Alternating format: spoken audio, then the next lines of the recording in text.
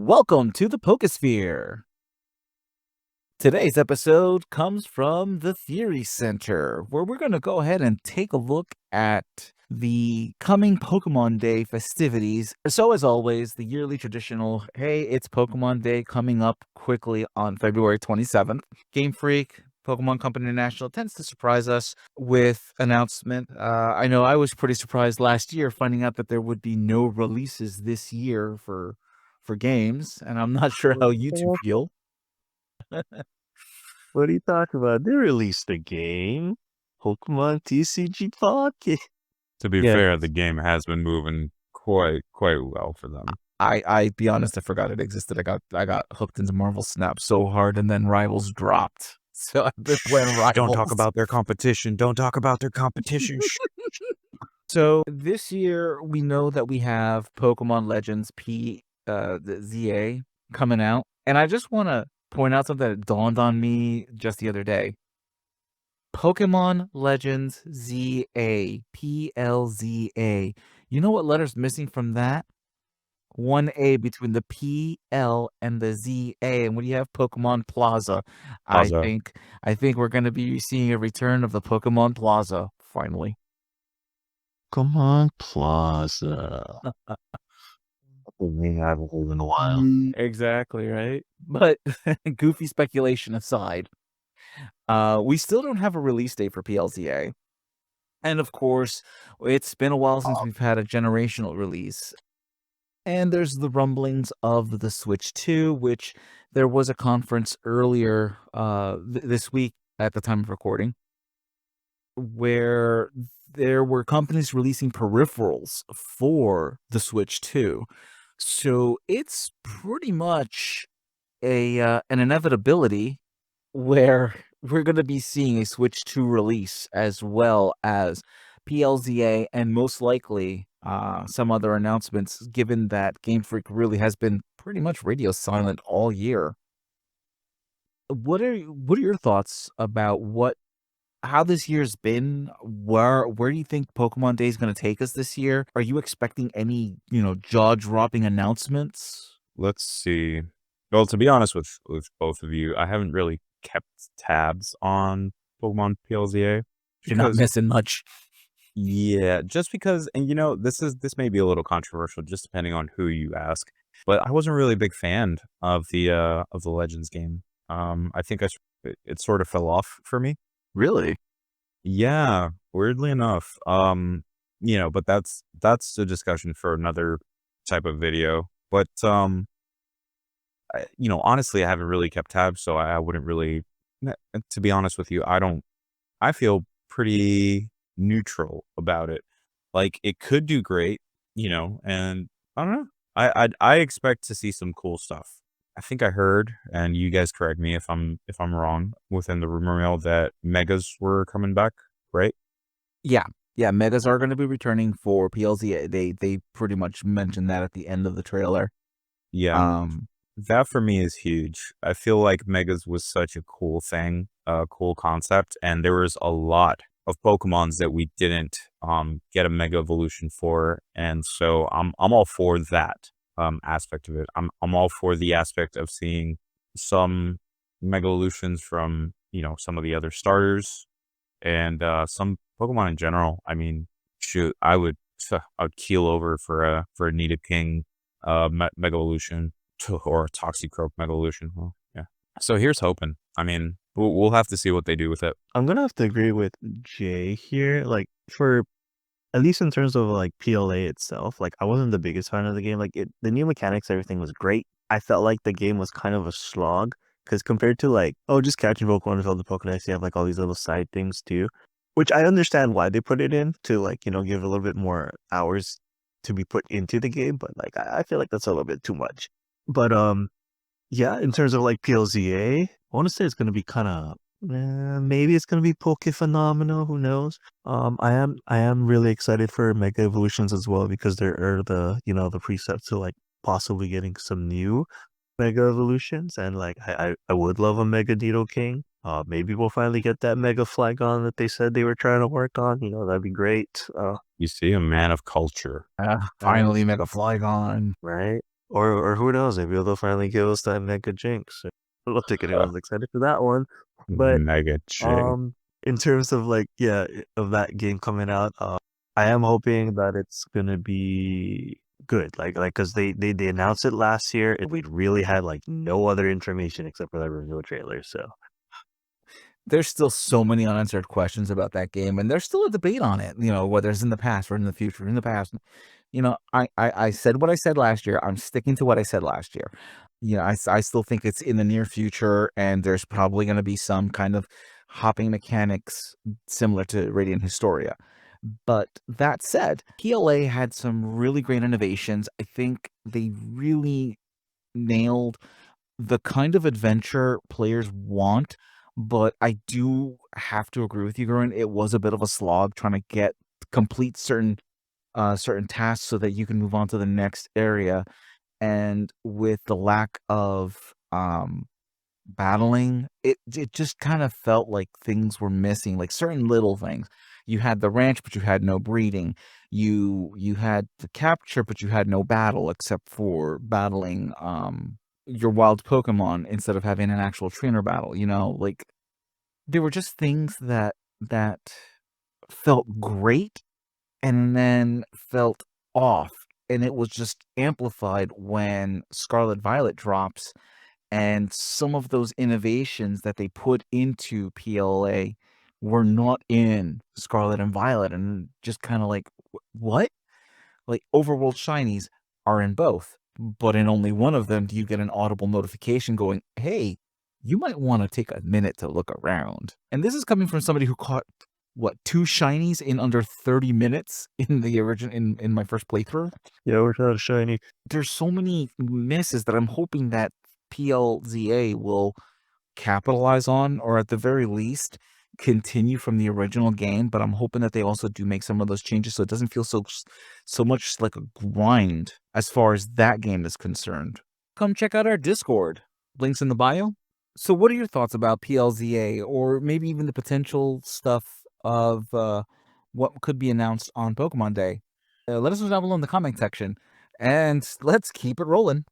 Now, moving forward, we all know that Gen 10 is on the horizon, but there's something that should be said, is that there's always the soft reboot route that they could go. So instead of Generation 10, we get Pokemon 1, and we're back to Kanto. We're back to the original setting of the game. However, all of the quality of life improvements that we have gotten throughout the years, all of the different Pokemon, the regional variants, things like that, are continued, because look at what they did with Mortal Kombat. They effectively kept all the characters.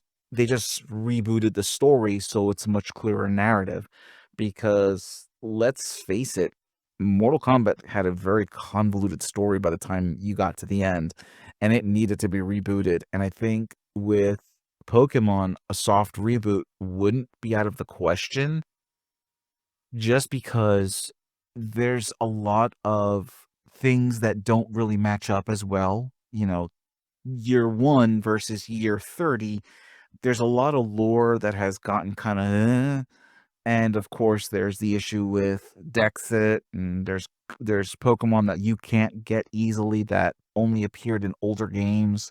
And not to mention going back, revisiting some of these old areas with the whole concept of regional variants, as well as, what is it, regional fakes or convergent species, something like that. Until Gen 7, nobody thought that Executor was technically a regional variant in the Kanto region. But if you were as old as I am and remember the original release of the Pokemon cards in the Jungle set, which was, I think, the 3rd set to release, they had an Executor that looked like a palm tree the way he does in Alola, and not the way it does in Kanto, which made people wonder back then, what was this, a mistake? Was this an artist error? And they just basically backlogged it, and then they did the same thing with Zigzagoon. Yeah, that's right. They're saying the Galarian form for Zigzagoon is the original form, right? That's what they're saying. Yeah, I mean, At least the Pokedex entry.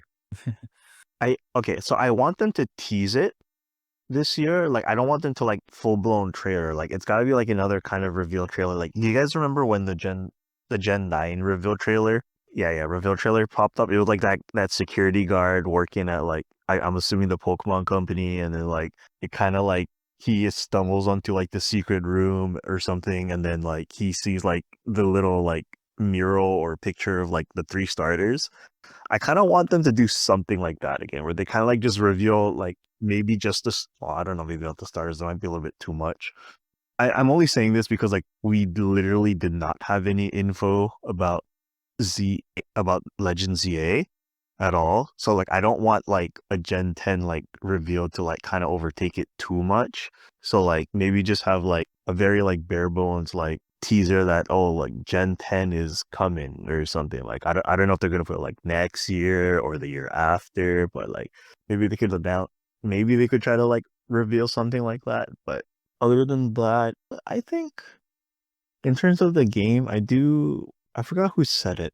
Who was it? Someone said it might have been people from might have been one of the hosts from the Hidden Power podcast. But like, if the game can be like a very good mixture of like how the Sword and Shield games were with Scarlet and Violet, the random encounter system, and maybe make the like open world a little bit more smaller or narrow, I think that'd be great for Gen 10. Just a little bit, like. I do feel like they would benefit off of something fresh, right? Per se. Something with a little twist. So I mean I agree with both of your opinions. And I don't know. It's sort of hard to imagine what direction they could take, right? Just with it being such a staple, right? But we'd love to see it. I mean, at this point, I think like something we've always talked about is like an open world style Pokemon game. That would, people have been asking for that for years. And so seeing something like that that would please the fan base would also be very much welcome. I mean, we did kind of get that with we did get an open world feel for Pokemon when it came down to Scarlet and Violet.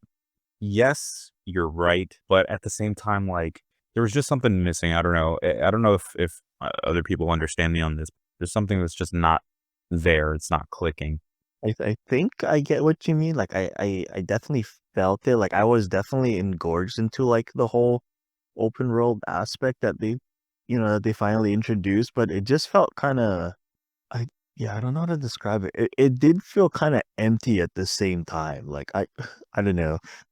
I don't know, I guess you can't really go wrong with like what was that game? Final Fantasy 15 Boy Band Edition. That game was also open world, but there was like too much open world in that game too. Like it was we had like the same thing. Like it was just I feel like maybe it was just too open or something.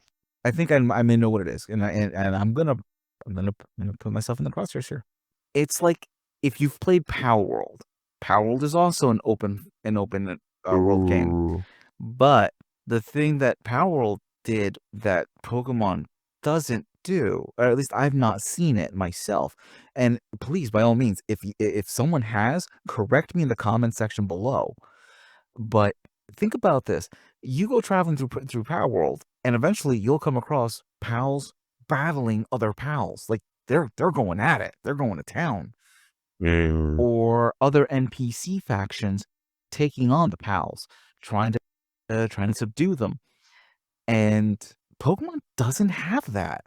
Like you running around and there's a group of Seviper and you keep moving and look, there's a group of something else and you would think that they'd be natural enemies, but they don't. There's no physical combat going on. They don't feel like they're doing anything other than just existing in space. Yeah, I mean, 100%. And I know people are touchy on the subject, but in the age of AI, I'm pretty sure that there could be some algorithms put into the games where they can, at the very least, have Pokemon act a certain way, or at least react to certain things. They'll run from the player character, but they won't run from other things. yeah, or they'll like fall asleep or something. They have like very like minimum like, interactions. Yeah, Yeah. yeah. I'd like to see that dialed up a little bit. That might actually make the world feel a little bit more alive, I think. Yeah, Mm. like imagine instead of like all the Tauros that are running into the player, they're like running into each other and having like some kind of horn locked battle or something. I think that would have been a lot cooler. I think I would have to agree. I would have to agree. The thing is that we're in such a weird position because we know that there's a Switch 2 coming. We know that we have PLZA coming. People are on the bandwagon. What about Gen 10 or the next generation, the next mainline game, which we all know is coming. What it is, we don't know, but we know there's one coming because Pokemon needs this for competitive battle, which is their bread and butter.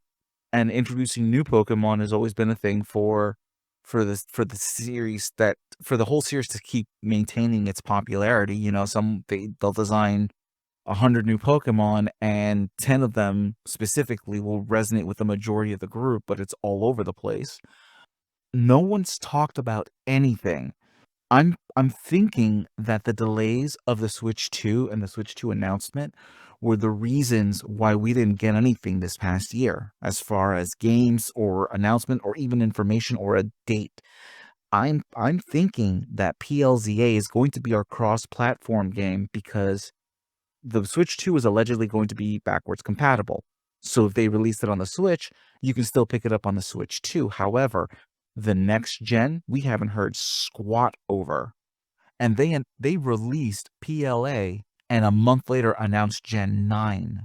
So I can see them dropping PLZA to at least get the gears going for people who want to get into a Pokemon game. Drop the Switch 2 as the holiday release of the new system and announce that the next Pokemon game will drop next year on Pokemon Day, on the exact anniversary of the franchise.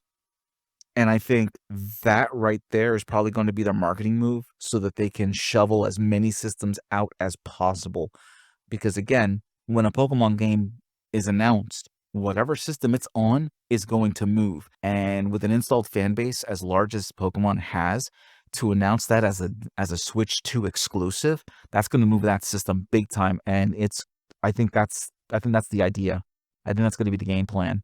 Yeah, they definitely have to do something to, to stimulate the migration from, a console that in all honesty, is still doing very well. You said it could be cross-plat. I don't know.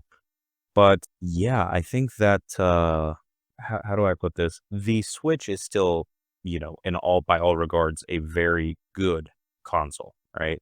So trying to get people to do a move up is somewhat difficult, with the fact that you think about it and you're like, okay, you already put this much money into a system. Why would I need to go ahead and do it again if mine is still pretty much functional, unless there's something that I really, really want to play that I can't because it's not on my system, quote unquote.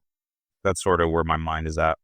I agree too, because first off, I do agree with the whole like the Legends ZA is going to be one of our first like cross-platform games. And that's why they're waiting for stuff, because they're probably waiting for like a Switch for the Switch 2 to be announced so that they can finally like, oh yeah, so this game's coming out for the Switch and the Switch 2, and here's our, and they'll probably show off some differences, right, during a trailer or something. And then I do also agree with J2. I mean, like the Switch has been out for like how long now? Like 7 years or so, right? Epic around that time mark.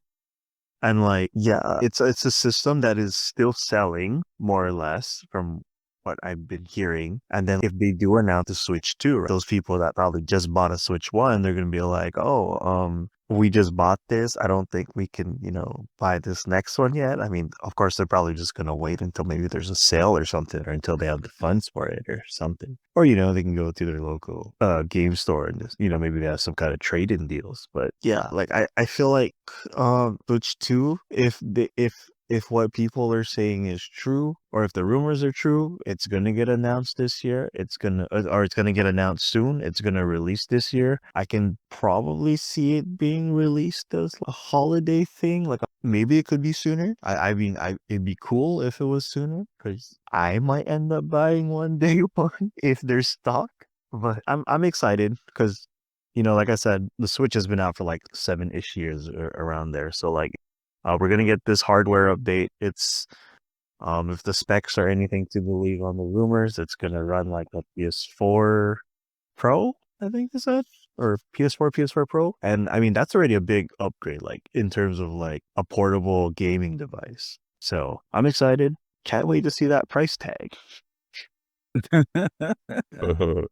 Yeah, that's the other thing, the price point, it's got to be on, it's got to be right. But I think the rumors were somewhere between $400 to $500. But we're also looking at something that's effectively a PlayStation 4 portable. But again, all of this is still very speculative. We don't have 100% reliable proof. Just what has been spoken of by people who claim to be leaking the information. And of course, anything that you hear, always take with that, that grain of salt. Nothing is legitimate until it is officially revealed by official sources. So, keep that in mind. Anytime you hear anything about anything, always make sure that you're getting it from official sources, because anything else is strictly rumor. Oh yeah. But with all that, are you guys expecting anything left field from Nintendo when it comes to the games? I'm not talking about, oh, hey, here's an update to Pokemon Cafe. Oh, here, guess what's going on with Pokemon Sleep? Oh, hey, we've added this feature on Pokemon Home. Like, is there something that you guys really would love to see this year, announced this year? Out of left field, I don't know what to say in that regard, to be honest, because quite frankly, what are we going to say? Oh, another Pokemon remake? Like we've already gotten that so many times. Where's the expectation with Pokemon? I don't know. Okay. Left field would be a remake, right? But it would be a remake of Pokemon Stadium, or like a new DX Coliseum XD, whatever it is. Like that would be a sick, not a remake. It could be like a reboot of that series, because that would be so sick. I mean, XD and Coliseum were probably a little bit darker in the sense, and I like the vibe too, like the world that they were in. So I feel like that would be super cool to see. Sadly, I missed those games. I never got a chance to play them. Oh no. Cube was one of the systems I didn't get. It was the one I missed because of fundage at the time, so I couldn't afford to get a GameCube, which means I couldn't play Pokemon Coliseum or Pokemon XD Gale of Darkness. Yet, you're not the only person that has mentioned that game and a return to that franchise, or at least that particular style of Pokemon storytelling. And I think, yeah, that would be an amazing return to franchise. I'd like to see the return of Pokemon Ranger myself, but that's going to be a lot harder on the Switch. Not impossible, but harder. You probably literally have to play that like handheld, right? Like I don't think you can dock. Maybe, I'm not sure. All right, let me unroll the paper towel roll. Yeah, I wish my list was that long, but You mean the tinfoil hat? nah. Okay, so for starters, I still kind of do want black and white remakes, if anything. I mean, that's not out of left field, maybe, unless it's some kind of like continuation to Black 2 and White 2 or something. I want another Pokemon Conquest game to release. I love Conquest. They don't even have to do it in the style of Conquest in terms of where they borrow, or not borrow, where they collab with the Nobunaga's Ambition or the Samurai Warriors games. Like they could just have like their own little spin-off thing. Because I do love SRPGs, so just having like a game on the Switch too with good graphics, just watching Pokemon duke it out on these grid-based tiles, I think that'd be cool for me. Bigger ambition. I think like some people might also agree with this as well, but I am also waiting for like a Pokemon Warriors game, because I feel it'd be great to like just run around as a Pokemon and then just beating up mobs of other Pokemon, right? Like this last one, I'm a little bit torn on it because I never played it too much, but I could also see maybe like a return of Pokken. I feel like, because we got Pokken on the Wii U first, I think, and then they released Pokken again on the Switch, and then that had new Pokemon character. They had new Pokemon added to it. So I feel like maybe they could do that again with Switch 2, and then have another batch of new Pokemon, maybe a couple Gen 9 Pokemon added into there. So I was thinking Pokken, because I was gonna say they haven't touched upon Pokken in a while. I just don't think it did well. That's the reason why. Yeah, but I mean, They closed the campaign. yeah, to be fair, they also didn't have a huge roster. And I think that's my biggest gripe with fighting games is that if you make a fighting game with an IP, especially an IP that has so many characters, but you don't have nearly anywhere near the amount of characters that's in that IP, it becomes this thing where a lot of people are going to go, well, oh, my favorite character isn't in this game. I don't even want to consider paying upwards $60 for a game where I'm not going to have the character that I want in there. So if they decided to go make a Pokémon Tournament 2, but this one has a roster of something like dumb, like a dumb amount of characters, let's say, what's that last, was it Sparking Zero that has the bunch of characters? It had something like over 100 or something. Jesus. Maybe that was Sparking Zero because I think they had they said like there was a lot of other characters and forms of characters that they added to or that they included for the game. Yeah, so Sparking Zero has 182 playable characters. If that can be done, then, you know, the Pokemon Company can do that. So you do a Pokemon tournament, you have 200 playable Pokemon. Dude, you will please almost about everybody, right? Keep it to the final evolution of all the Pokemon. Oh yeah, definitely. Yeah. Or was it Braixen? Braixen was a very popular to use Pokemon, and that was like a middle stage evolution. Mm-hmm. Yeah, I mean, but just do that. That would be something amazing to see, you know? And with that brings our episode to a close. What are your thoughts about everything that we've covered? Any ideas sparking your head with the suggestions of maybe a new Pokken tournament or Conquest or even a return to the stories of the XD Gale of Darkness? Let us know down below. Also, be sure to share, like, subscribe. Let us know how we're doing. And as always, have a wonderful day. Bye. Bye. Bye bye.